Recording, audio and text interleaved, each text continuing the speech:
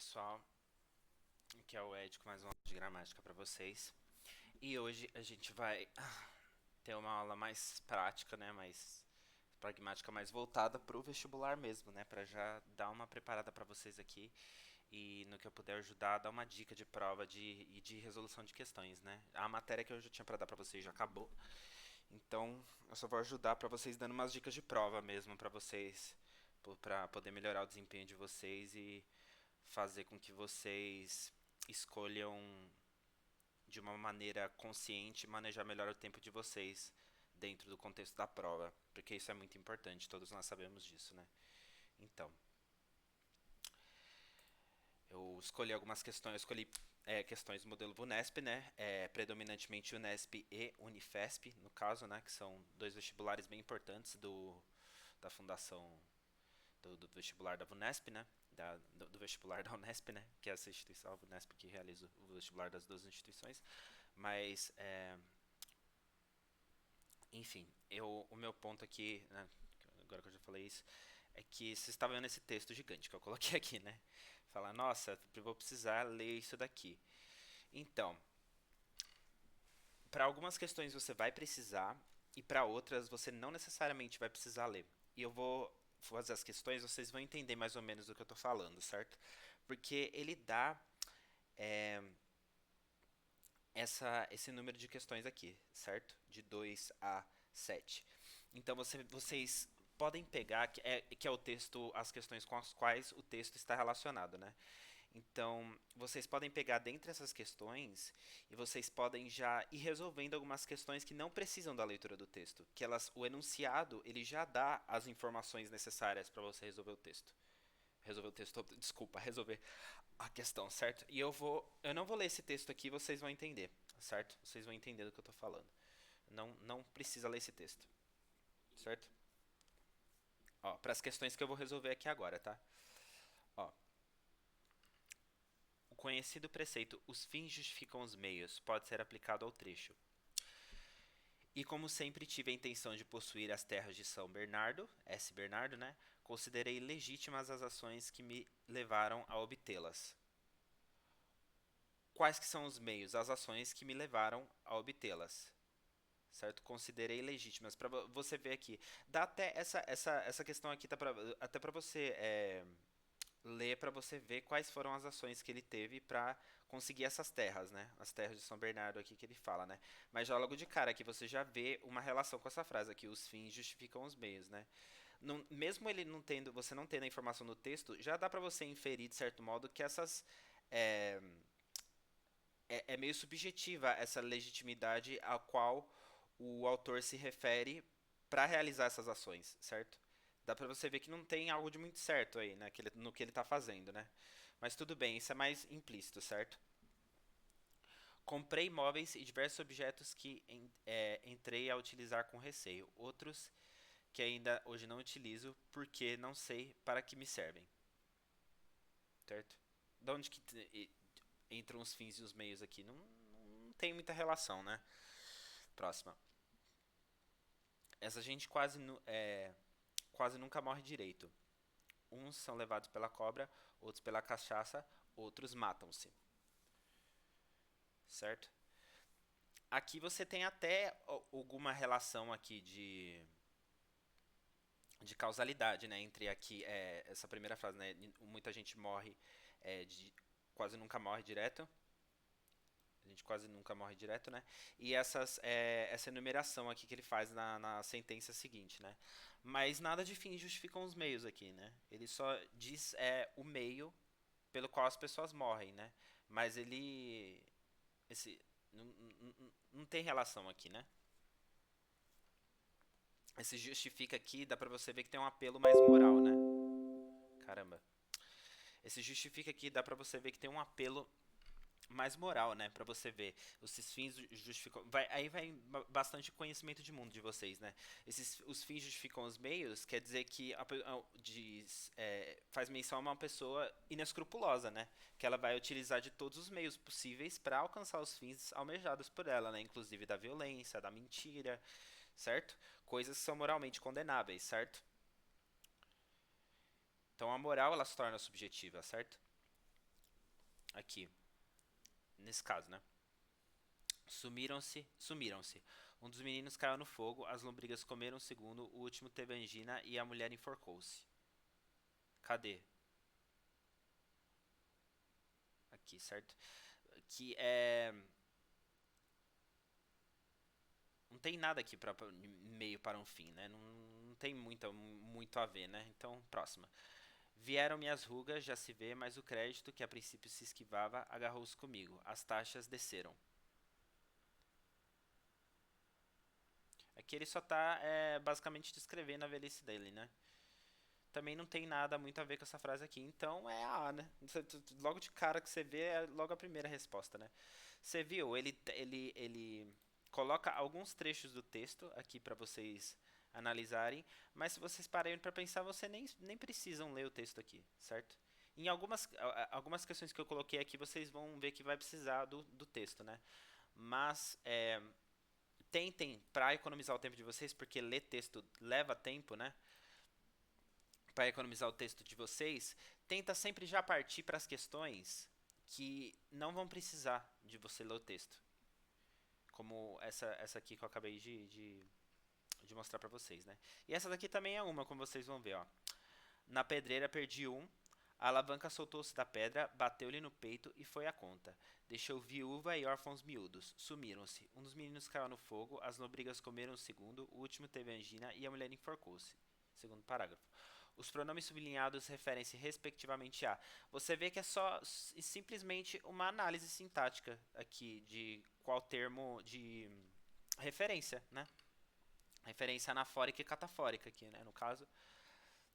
E também de análise sintática mesmo, de funções da partícula C, né, aqui, né. Você vê que não precisa ter muito contexto aqui para resolver, certo? Se você quiser ir no texto para ver, né, o parágrafo que se refere, dá para você ver também, né, se tiver dúvida em alguma coisa. Mas a priori você não precisa ler o texto inteiro, certo? Então, ó, os pronomes sublinhados referem-se respectivamente a. Tá, tem o primeiro, né? A alavanca soltou-se. A alavanca soltou-se. Você percebe que aqui é um pronome reflexivo, né? A alavanca, se você substituir aqui por a si mesma, vai dar a mesma coisa. A alavanca soltou a si mesma, certo? Então ela é um pronome aqui reflexível, reflexível não, reflexivo. Então se ela é reflexivo, ela se refere a si mesma, né? Então refere à alavanca, né?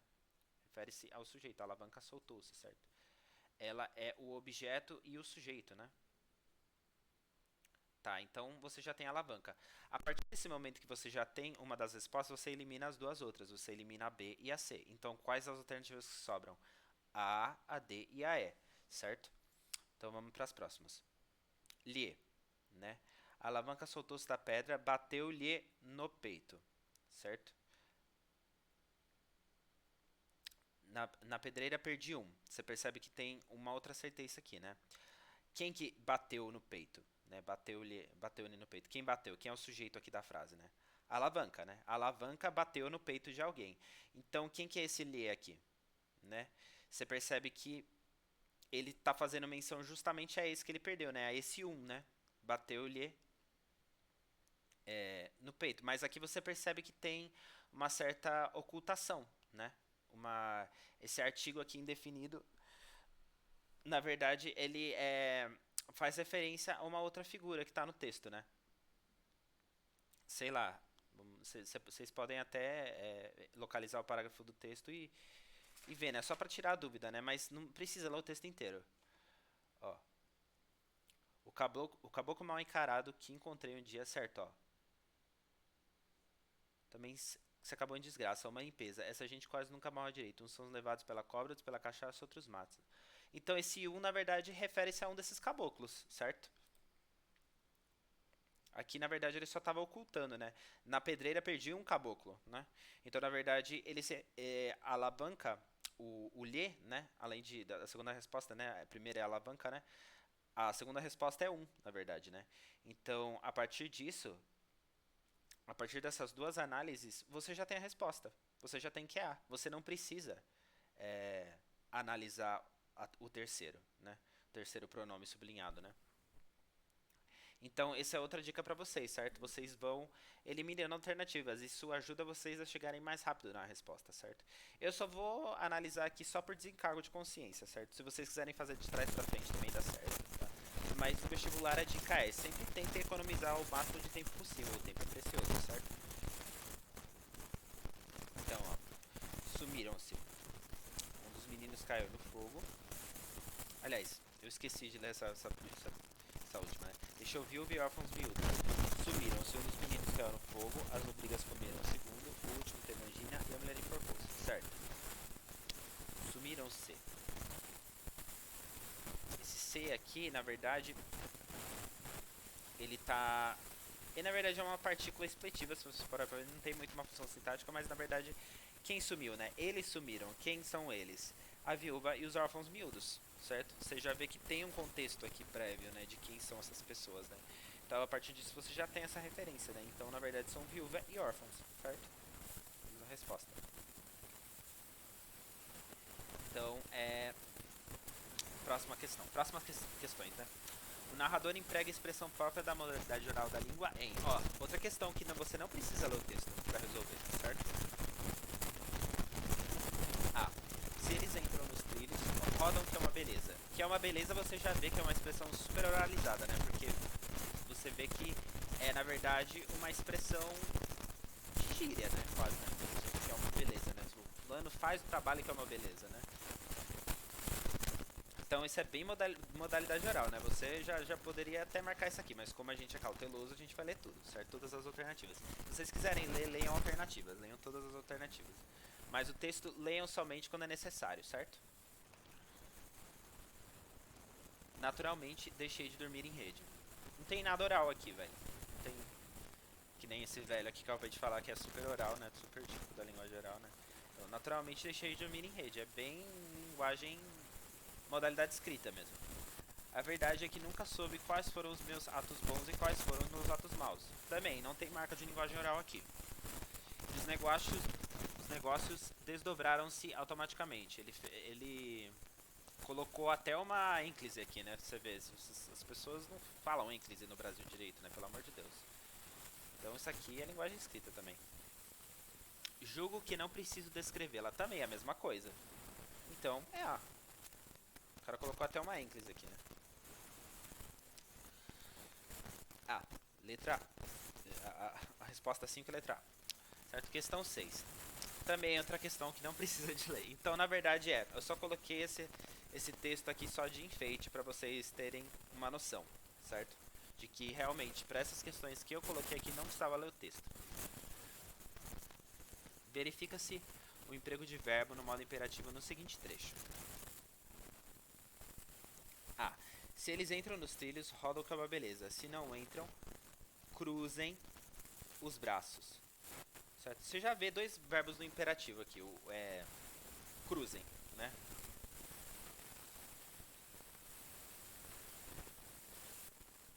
Se não entra. É que esse aqui tá estranho. Na verdade, esse daqui não tá no imperativo, na verdade. Né? Esse aqui tá um verbo do indicativo mesmo.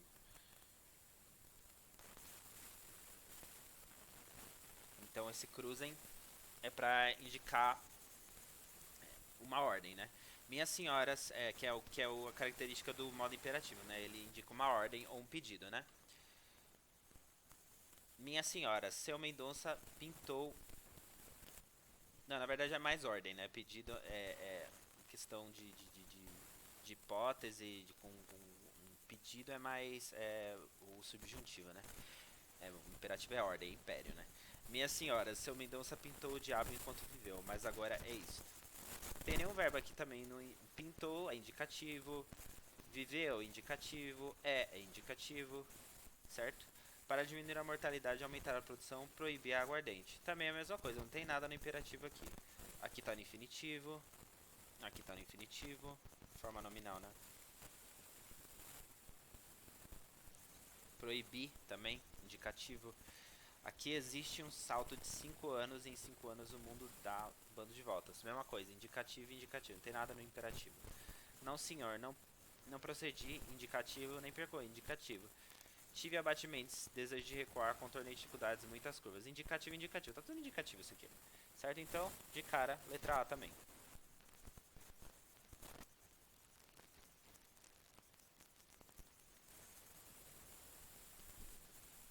Tá.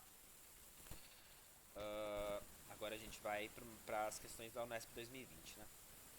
Então, ó, aqui eu coloquei mais umas questões de interpretação para vocês terem uma noção melhor de quando usar o texto para responder aquilo que vocês querem, certo? Que é a questão, né?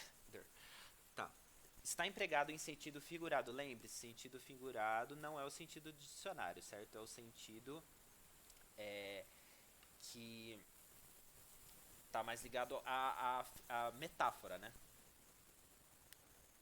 O sentido mais mental, certo? Sentido figurado, termo sublinhado em A. Nenhuma pessoa canoniza uma ação que virtualmente destrói. O que é canonizar? Né? Aí você vai precisar ter uma noção de vocabuláriozinho, né? Canonizar é o quê? O que é quando alguém é canonizado? Quando, sei lá, a Joana d'Arc é canonizada. É que ela virou santa, certo? A Joana d'Arc foi canonizada pela Igreja Católica, certo? Então, canonizar é aquela pessoa que ascende, né? Que eles passam a considerar como uma figura sagrada, né? Como um santo, certo? Então, isso é canonizar, esse é o sentido de dicionário, certo? Do verbo canonizar. Então, nenhuma pessoa canoniza uma ação. Uma pessoa canonizando uma ação, dá pra você ver que é um verbo retirado do contexto natural dele, né?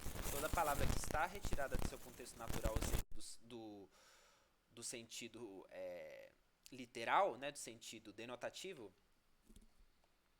então você já tem uma boa pista que ele está sendo utilizado no sentido figurado, certo? Então, a resposta é letra A, mas, né? De cara, mas, de novo, nossa, eles gostam de marcar. Eu gostei de pegar a questão que dá a resposta logo de cara, né? Não dá nenhum suspensezinho, mas tudo bem, a gente vai ler o resto também. A supressão de uma é condição da sobrevivência da outra. Sobrevivência é o quê? É você. É a sobrevida, né? É você manter a sua vida, né? É você superar as dificuldades e você sobreviver. Sobrevivência está ligado a sobreviver, certo? Então é uma condição da sobrevivência da outra. Não tem muito aqui de sentido. Dá pra você ver aqui que é um sentido conotativo aqui também. Certo? É porque ele tá aqui empregado bem no sentido denotativo dele mesmo, bem no sentido do dicionário dele. Tá. Uma das tribos extermina a outra e recolhe os espólios. Também é a mesma coisa, exterminar, você dizimar o seu oponente, certo? Aqui é justamente esse sentido que ele quer passar. Daí o caráter conservador é benéfico da guerra. Também é a mesma coisa, ele quer falar da guerra, ele quer falar de conflito, certo? Não tem nada que é figurado aqui, certo? Não chegam a nutrir-se suficientemente e morrem de inanição. Inanição é o que? É quando você não se alimenta e morre por não se alimentar, certo? É quase como uma subnutrição, certo? Uma desnutrição. Não chegando a nutrir o suficiente e morrem de inanição, certo? Então justamente, ele está bem no sentido aqui dele de denotação dele, né? Então, na verdade, é a alternativa A, como eu já falei aqui, né? Então, essa daqui vai precisar ler o texto. Por quê? Considerando o contexto histórico de produção, verifica-se no trecho uma alusão irônica. Eu gostei de pegar esse daqui, porque ele também faz menção à ironia, né? Vocês vão entender mais ou menos também o que é a ironia utilizada nos textos do Machado de Assis, tá? Então a gente vai ter que ler. Quais são as 5 teorias aqui que ele faz menção? A teoria darwiniana, a teoria idealista, a ideologia capitalista, a filosofia iluminista ou a ideologia socialista. Então a gente tem 5, né? O darwinismo, o idealismo, o capitalismo, o iluminismo e o socialismo, certo? Então a gente vai ler. O encontro de duas expansões, ou a expansão de duas formas, que é algo bem abstrato, né? Multidão de expansões de duas formas pode determinar a supressão de uma delas, certo? O que é supressão? É quando você tem-se a você suprimir algo, é você... eu tô tentando definir as coisas de uma maneira mais formal, né? Aqui sem ter o dicionário, né? Isso é uma dificuldade pra mim, eu não consigo. Mas, tipo, você suprimir algo é você diminuir a força de algo, entende o que eu quero dizer? Mas rigorosamente não a morte, a vida, porque a supressão de uma condição da sobrevivência da outra, ó, daqui você já vê, né? Que você realmente não precisava ler nada pra responder a questão anterior, né? A morte, a vida, porque a supressão de uma é condição da sobrevivência da outra, e a destruição não atinge o princípio universal e comum, certo? Daí o caráter conservador e benéfico da guerra. Supõe tu, o que é esse princípio universal e comum, né? O caráter conservador e benéfico da guerra. Supõe tu um campo de batatas e duas tribos famintas. As batatas apenas chegam para alimentar uma das tribos, que assim adquire forças para transpor a montanha e ir a outra vertente. Tá, ele tá contando uma historinha aqui. Onde há batatas em abundância, mas se as duas tribos dividirem em paz as batatas do campo, não chegam a nutrir o suficiente e morrem de inanição. Então, na verdade, essas duas tribos vão ter que disputar pelas batatas, né? A paz, nesse caso, é a destruição. A guerra é a conservação. Então, a guerra aqui é inevitável, porque para uma poder sobreviver, vai ter que exterminar a outra, certo? Uma das tribos extermina a outra e recolhe os espojos. Daí a alegria da vitória, os hinos, aclamações, recompensas públicas e todos os demais efeitos das ações bélicas. Se a guerra não fosse isso, tais demonstrações não chegariam a dar-se pelo motivo real de que o homem só comemora e ama o que lhe é aprazível ou vantajoso, certo? Aqui ele está falando bem de uma coisa bem individualista mesmo, né? E pelo motivo racional de que nenhuma pessoa canoniza uma ação que virtualmente a destrói, certo? Aqui ele está dizendo basicamente que ninguém vai contra si próprio, né? Ao vencido, ódio ou compaixão. Ao vencedor, as batatas. Acho que a partir daqui você nem precisa ler o resto, né? Ele está falando de uma coisa altamente individualista, está falando de uma coisa em que há competição, eliminação do outro, né? Justamente a lei do mais forte, né? Então, aqui ele faz menção ao que ele faz menção? Ao idealismo? Não creio muito que faça, né? A ideologia capitalista poderia ser também, poderia ser o capitalismo também, mas eu acho que a questão aqui não está em relação à economia, né? Não está apelando para uma visão econômica, porque se ele tivesse que apelar para o capitalismo, ele daria um contexto econômico, né? Porque o capitalismo ele é uma teoria econômica, né? Ele é um modelo econômico. A filosofia iluminista? Também não, isso aqui não tem nada a ver com o iluminismo.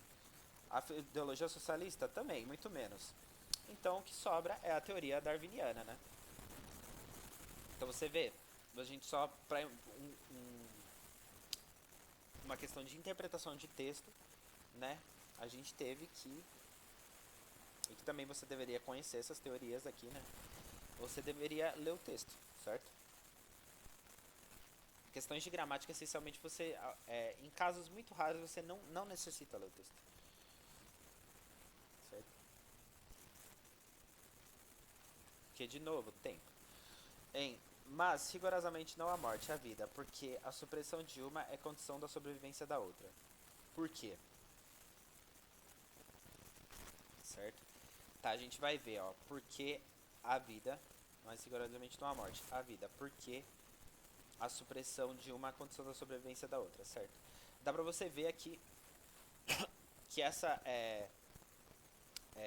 oração aqui, ela não tá dependendo da outra, né? Na real, quando você tem aqui, você tem, não tem sujeito aqui, né? Não há morte, né? Porque, lembra, o verbo, o haver no sentido de existir não tem sujeito, lembra? E aqui a gente tem um objeto, que é a morte, né? Então dá pra você ver aqui que aqui já tá bem completinho, não a morte, a vida, né?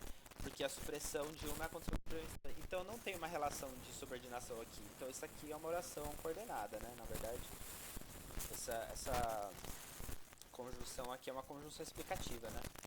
É uma oração, então, coordenada explicativa. aqui, né? Então, se ela é uma coordenada explicativa, explicação, né? Consequência, causa, conformidade. Poderia ser causa, né? Poderia não, é causa, né? Porque eu tô fazendo menção ao fato da conjunção coordenada ser concebida como explicação, né? Mas na verdade sim, é causa. Está explicando qual é a causa dessas duas primeiras operações. Então é causa, né? Porque é essencialmente uma conjunção causal barra explicativa, né? Porque eu tentei pegar aqui por um viés mais de...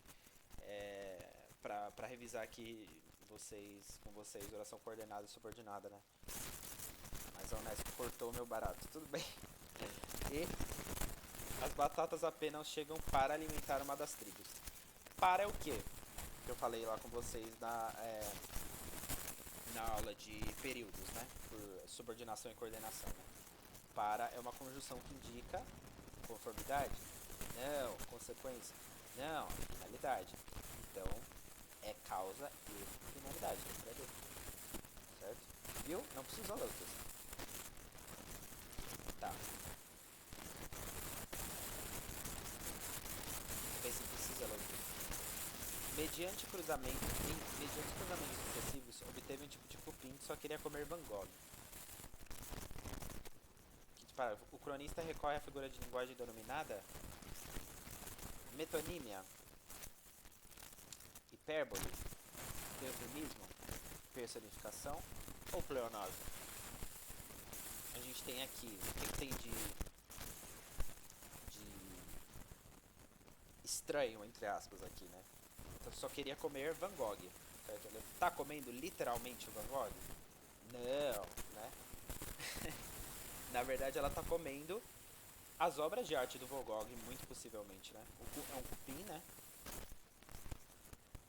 Então, na verdade, quando a figura de linguagem que faz menção a isso, lembra da parte pelo todo, do autor pela obra, li Machado de Assis, na cama, sei lá. É a metonímia, certo? Lembra daquilo que a gente falou? Então é a letra A. Enquanto existirem no mundo aqueles horríveis girassóis, aquelas estrelas tumultuadas, aqueles ciprestes deformados, dizia, não poderei jamais dar vazão ao meu instinto criador. Ao se transpor o texto para o discurso indireto, eu nem precisava ter lido isso aqui, era só ter lido direto e enunciado, eu fui retardado. Tá dando, fui bom. Tá. Ao se transpor o texto para o discurso indireto, os termos sublinhados assumem a seguinte redação. O que você faz para passar para o discurso indireto? Você escreve como se você estivesse relatando aquilo, certo? Então, você coloca expressões como fulano disse, ele disse, ela disse. Isso ajuda você a passar para o discurso indireto, certo? Se tiver no discurso direto, você quer passar do direto para o indireto, certo? Então, sei lá, ele barra ela disse. Fulano disse, fulano disse que, enquanto existissem no mundo aqueles horríveis girassóis, aquelas estrelas tumultuadas, aqueles ciprestes deformados, não, aqui tem até marca de discurso, né? Que tá fazendo transposição, né? Tá. Aqueles ciprestes deformados não poderia jamais dar vazão ao seu, né, instinto criador. Porque ele tá falando aqui em relação a ele mesmo, né? A pessoa que está proferindo o discurso, né? Então, se você vai fazer um discurso direto, você tem que passar do pronome da primeira para a terceira pessoa, certo? Então, existissem... Só tem essa daqui. Existissem poderia ser, então é letra B. Então tá. Observa essa elipse de um substantivo no texto. O que é elipse, né? É aquela figura de sintaxe que é definida pela supressão de um termo, né?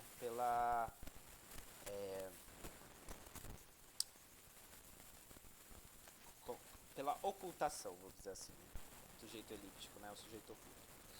Estava procurando o termo correto. Me fugiu a cabeça. Tá. Para ele era repulsivo, mas para os insetos era agradável. E isso era o que importava. Tem algo aqui sendo suprimido? Tem algo aqui que você sente que está faltando? Não, tá bem completo isso daqui. Tá. Começaria pelas mais próximas. As do Museu de Arte Moderna de São Paulo. Você vê que tá faltando alguma coisa aqui, né? Que as obras de arte do museu, alguma coisa, você já vê que tá faltando alguma coisa aqui. Pra ver o que ele tá tentando suprimir aqui, o que ele tá tentando ocultar, você poderia até ler o texto, mas você já vê que já tem alguma coisa faltando aqui, já é o suficiente para você responder a questão. Vamos ver as outras, né? A princípio você já dá para marcar isso aqui. C. Decidiu mover uma guerra implacável, sem quartel, as telas de Van Gogh. Também está bem completo, nada a ver aqui. Seu plano era de uma simplicidade diabólica. Também mesma coisa. Reproduções das telas do artista, em tamanho natural, um termo intercalado, eram recobertas com uma solução açucarada. Também não está suprimindo nada, então é a letra B. Certo? Expressam ideia de negação e ideia de repetição, respectivamente, os prefixos das palavras. Ideia de negação. O que é ideia de negação? É in, des, esses prefixos, certo? Deformados e repulsivo. Repetição. Esse re aqui quer dizer repetição? É repulsar. Tem sentido aqui, né? Repulsivo é algo nojento, é algo asqueroso, né? Então não tem muito aqui sentido de repetição, né? Insuspeitados, né? E esse in aqui tem o sentido de negação, mas repulsivo, o re não tem. Deformados e recobertos. O que é o deformado, né? Deformados é desse, mas você tem a supressão do S aqui, o S ele cai, né? Deformados é aqueles que perderam a sua forma, né? Original, né? O que é um corpo deformado? É aquele que sofreu impacto e perdeu a forma dele, né? Original, certo? Foi deformado. Recoberto. O que é recobrir? É você cobrir de novo. É uma repetição. Certo? Então, a priori, já dá pra você marcar a letra C, tá? Repulsivo e recoberto também. Re, aqui não faz sentido nenhum. Esse re aqui não quer dizer negação. E suspeitados. Aqui tem ideia de negação. Mas aqui tem ideia de negação? Não. Aliás, aqui tem ideia de repetição? Não, aqui tem ideia de negação. Então, é letra C. Certo? O texto, né? Agora, são as questões de segunda fase, né? Que eu vou dar umas dicas aqui pra vocês resolverem, né? Eu posso até redigir resposta pra vocês, né? Eu até esqueci de colocar caixa de texto aqui pra redigir resposta. Vou fazer isso pra ajudar vocês. Então, letra A. Explique sucintamente a diferença entre a visão de Freud. Aqui você vai ter que ler, não vai ter jeito, aqui você vai ter que ler porque é interpretação de texto. Não tem muito o que fazer. Então, a partir disso daqui, mas lendo primeiro o enunciado que a questão quer de você, você já dá pra focar no texto aquilo que você quer extrair, certo? Que é o principal, pra você não ficar lendo coisa secundária, coisa que não vai te acrescentar em nada, certo? Você já vai no texto com a intenção de buscar alguma coisa, certo? Tá. Algum tempo atrás, fiz um passeio por uma rica paisagem num dia de verão em companhia de um poeta jovem, mas famoso já. O poeta admirava, tem dois personagens, né, pelo visto, Freud e esse poeta. O poeta admirava a beleza do cenário que nos rodeava, porém não se alegrava com ela. Tá. Aqui já dá pra ver que é o quê? A transitoriedade do belo, né? Ele não se alegrava com a paisagem, certo? Por que ele não se alegrava com a paisagem? Era incomodado pelo pensamento de que toda aquela beleza estava condenada à extinção. Então esse é o pensamento dele, né? Ele estava insatisfeito, certo? Pois desapareceria no inverno, e assim toda a beleza humana e tudo de belo e nobre que os homens criaram ou poderiam criar. Tá, então ele tá triste porque basicamente tudo isso vai um dia desaparecer, certo? Então, essa transitoriedade é isso, né? Você vai de algo belo para algo que não é belo, né? Que é algo que vai apodrecer, vai desaparecer, né? Então o belo ele é transitório, né? Então para ele essa transitoriedade do belo causa nele uma certa um certo sofrimento, uma certa angústia, uma certa tristeza, né? Já dá pra inferir tudo isso aqui só pelo pouquinho que eu li aqui. Tudo mais que, de outro modo, ele teria amado ele admirado, lhe parecia despojado de valor. Despojado de valor. Então quer dizer o que, pelo visto? Ó, parecia despojado de valor pela transitoriedade de tudo aquilo que era o destino de tudo. Então pra ele parece que as coisas meio que perdem o valor por isso, certo? As coisas perdem o valor pelo futuro dela ser o desaparecimento, né? Né? As coisas vão desaparecendo, né? Tá, então agora a gente vai ver, esse é a visão dele, né? Agora vamos ver a visão do segundo personagem e vamos continuar lendo, né?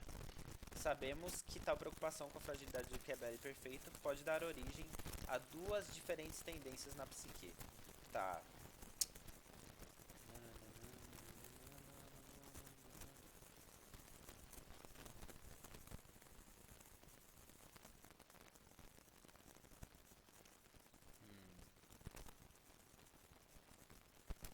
Tá.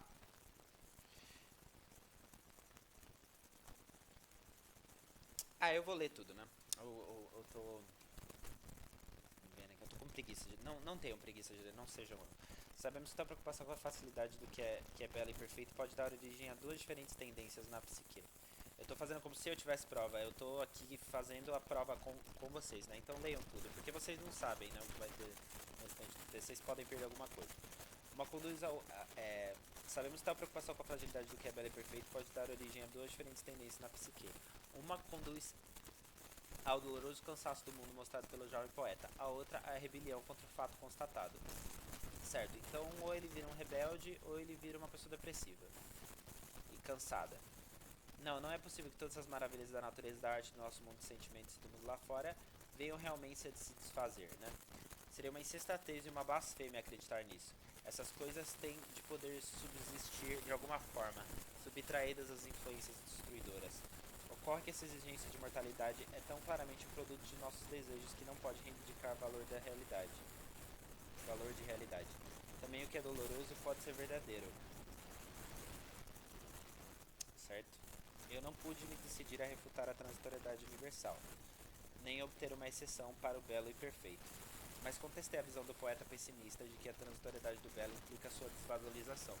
Então a transitoriedade do belo para o poeta implica desvalorização. Então ele vai contestar isso. Então provavelmente você já tira que ele vai ter uma visão contrária, né? Que a transitoriedade do belo não implica desvalorização, implica valorização, né? Que é justamente o que ele vai falar aqui, né?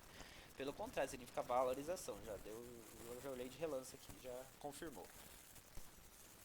Valor de transitoriedade é valor de raridade no tempo.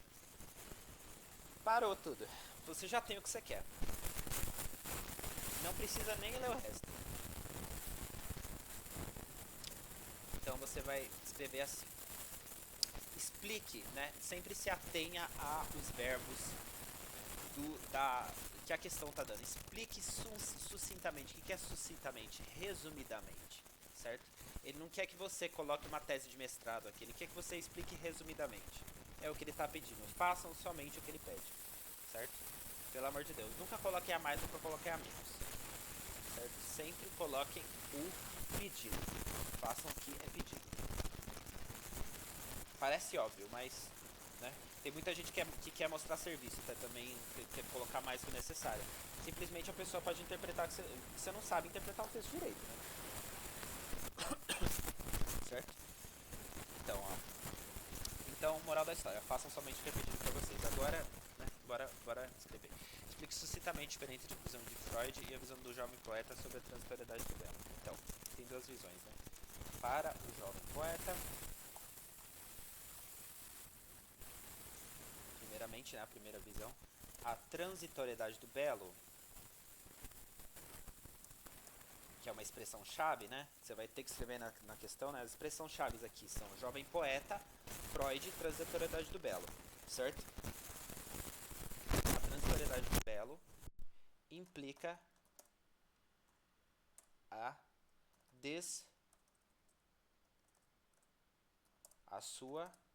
desvalorização. Sua não, porque aqui fica ambíguo. Evitem usar o sua, certo? Deixa eu ver aqui uma construção melhor.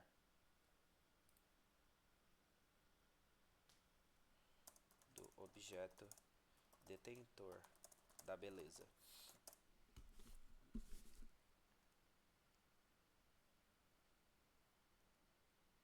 Já para Freud,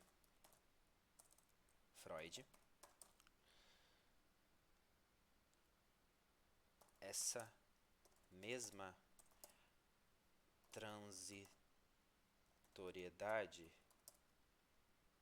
implica uma valorização. Certo? Você não precisa explicar mais nada aqui, certo? Porque ele não pediu uma explicação mirabolante aqui, né? Ele só pediu isso daqui, só escreve isso daqui, já tá o suficiente, certo?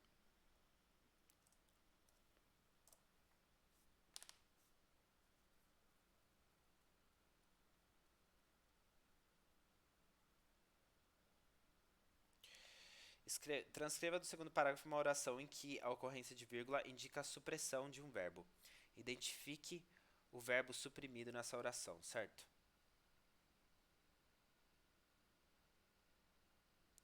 Tá, segundo parágrafo. Identifique, né? Transcreva, né? Transcreva. Se é pra você transcrever, eu até falei errado, né? Transcreva e identifique, né? Transcreva é pra você...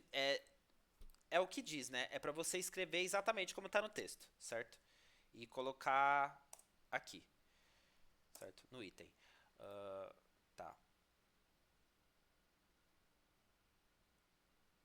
Os primeiros segundos, sabemos da preocupação.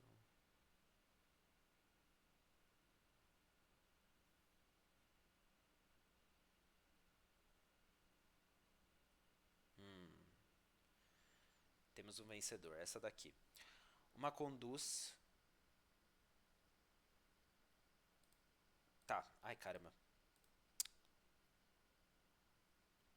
Eu tô quase que fazendo como se estivesse fazendo uma prova fora aqui dos slides, meu Deus.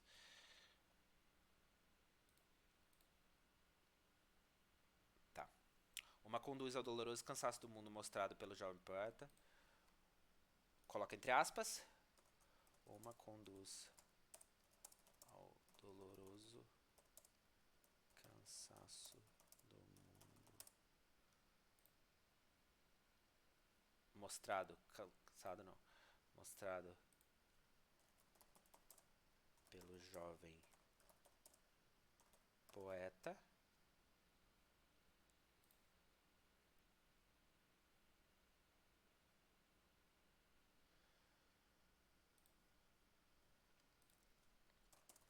A outra, a rebelião contra o fato constatado. Certo? Então vocês têm que transcrever exatamente, certo? Identifique o verbo suprimido nessa oração. Então também é só para você meramente identificar, apontar qual é. Não precisa explicar nada, não precisa justificar, não precisa. Só escreve, certo? Uma conduz ao doloroso cansaço do mundo mostrado pelo jovem poeta. A outra, vírgula, é rebelião contra o fato constatado. Acho que aqui teria que ter uma crase, não? A rebelião, sim. Eu copiei errado.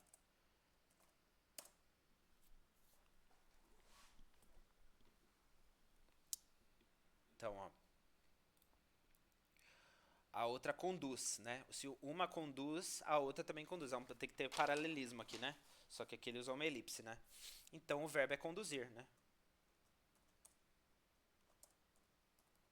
Você pode escrever uma resposta completa, né? Ou simplesmente colocar conduzir, né? Mas para deixar claro, eu vou escrever uma resposta completa. O verbo em questão, o verbo suprimido, né? Em questão é conduzir. Tá ótimo. Certo? Esse daqui já tá uma resposta aceitável, certo? Eu coloquei outra aqui. outra questão pra gente resolver.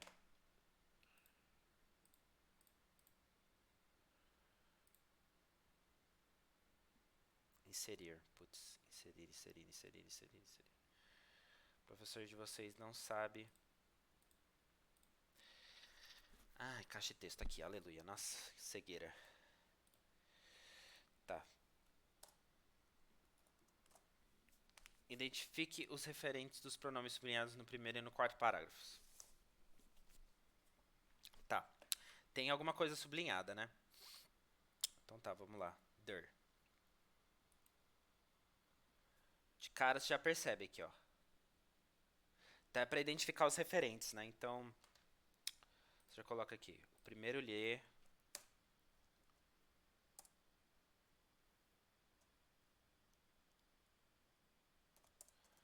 Pronome lhe. No primeiro parágrafo.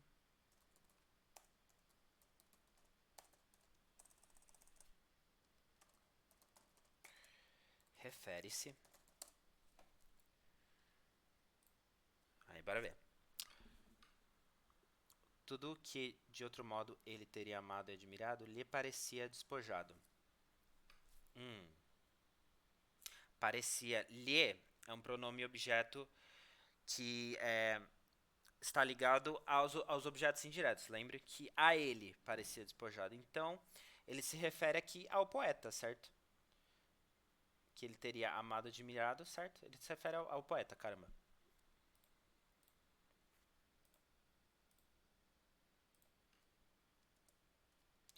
Ao poeta. Enquanto o pronome lhes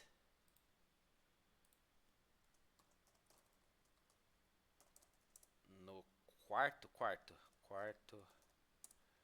parágrafo refere-se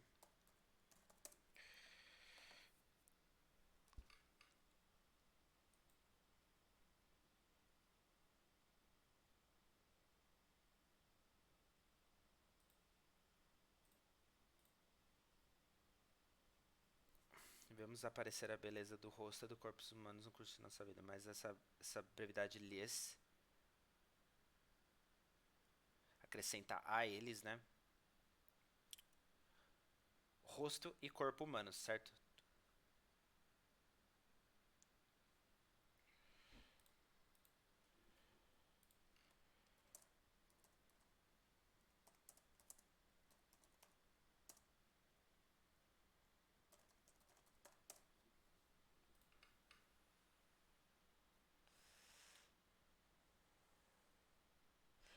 Certo?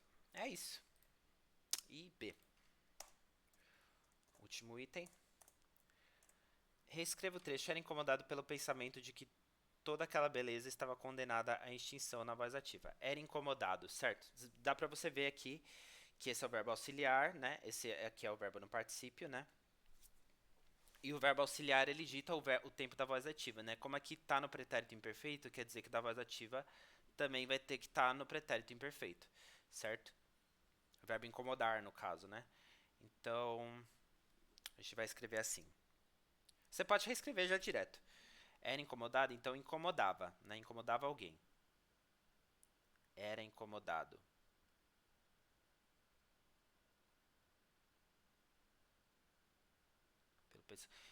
O agente da passiva vai virar sujeito, né?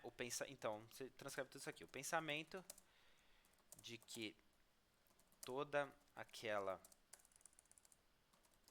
beleza estava condenada à extinção. Caramba, o professor de vocês não sabe escrever. Estava condenada à extinção. O incomodava. Certo? Ou pode ser incomodava ou também. Lembra porque essa daqui é uma oração subordinada, certo? É uma subordinada completiva nominal. Né?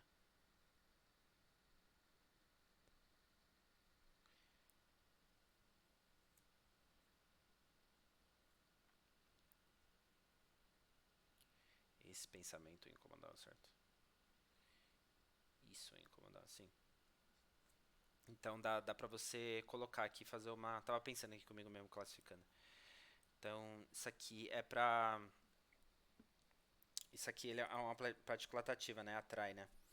Aí você faz o que você quer achar melhor pra vocês, né? Eu tô refletindo aqui sobre colocação pronominal. Então, galera, é isso. É isso de dica que eu queria passar pra vocês. Basicamente é não saiam lendo todo o texto logo de primeira, ver para quais questões vocês vão precisar ler o texto, quais questões que vocês não vão precisar ler o texto, otimizem o tempo de vocês, porque é uma coisa muito preciosa no vestibular. E é esse o recado que eu tenho a dar pra vocês. Beijo pra vocês, boa sorte nas provas, eu tô na torcida por vocês, tô muito, muito, muito torcendo, pode não parecer, mas eu tô pra caramba, porque eu sei como é que é passar pelo período do vestibular, é um período extremamente estressante, ainda mais nessa pandemia desgraçada que a gente tá, né, porque não foi o ano fácil de maneira alguma, mas foi muito prazeroso trabalhar com vocês ao longo do ano, mesmo eu não vendo o rostinho de vocês. Claro que eu gostaria de ter visto vocês, né, ter tido um contato mais íntimo, mas é o que dá por hora. Ano que vem eu vou dar aula no cursinho de novo. Eu gostei bastante dessa experiência, né? E eu quero ter a experiência completa, né? Isso aqui foi quase como se fosse um teaser, né? Porque a gente teve que sair por causa da pandemia, né? Dar aula EAD por causa da pandemia. Mas tudo bem. Mas foi um prazer. Qualquer dúvida me manda e-mail, me enche o saco no Facebook, me manda no WhatsApp, sei lá, faz o diabo. E é isso. Beijo pra vocês.